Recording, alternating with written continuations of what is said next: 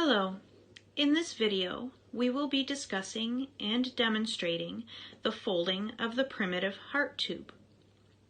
We begin around day 18 of development, when the cardiogenic region, which contains the angiogenic cells, develops into two separate lateral endocardial tubes.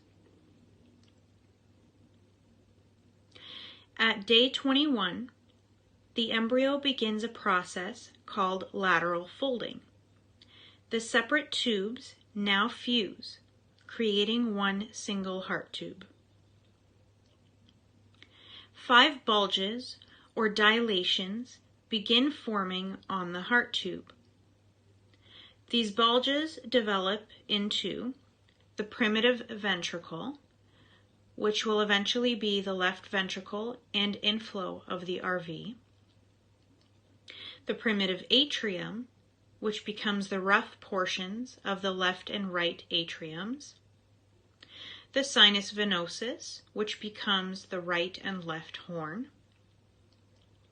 the bulbus cordis, which becomes the right ventricle, and the truncus arteriosus, which will be the aortic and pulmonary trunks and valves.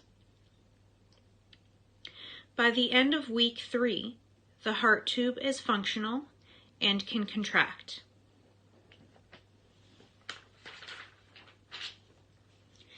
At day 23, the tube begins to change shape, looping and folding. The bulbus cordis now moves more anterior, inferior, and to the right of the embryo.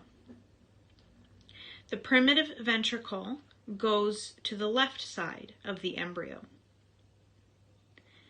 The sinus venosus moves superiorly and posteriorly, as does the primitive atrium.